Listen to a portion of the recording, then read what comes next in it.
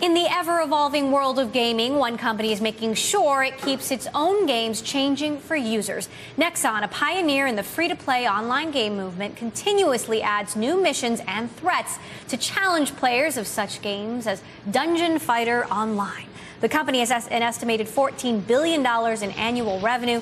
Joining us now is Nexon CEO Daniel Kim. And, you know, what I found most amazing is you guys have been around since 1994. The gaming landscape has obviously evolved tremendously since then. How have you guys changed with the times?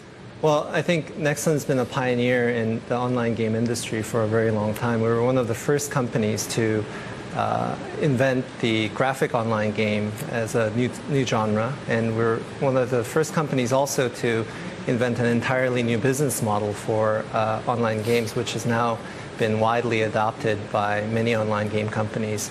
And we continue to look for new ways to innovate, and one of the reasons why I guess I'm here today is because we've been innovating in not only in the types of content that we provide to our players, but also in the way we do our business. And you guys are different in that you don't play these games on the Facebook platform. It's an actual game that you download onto your computer, and it's actually free to play.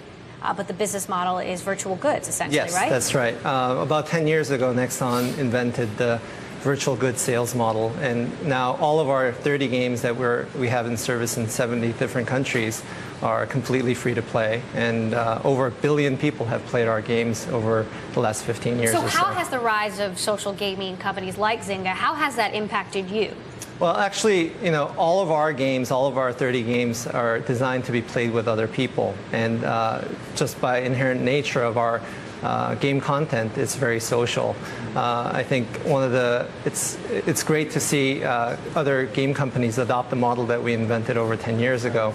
And I think we're also looking for new ways to go into areas where previously internet was only accessible by a PC only, and now there are social platforms as well as other mobile platforms that are allowing people to connect with each other, to be able to play games with each other. And let's talk about how the rise of social gaming has impacted traditional console gaming. We're seeing Nintendo working on a Wii successor. Wii sales have dropped precipitously. Yep.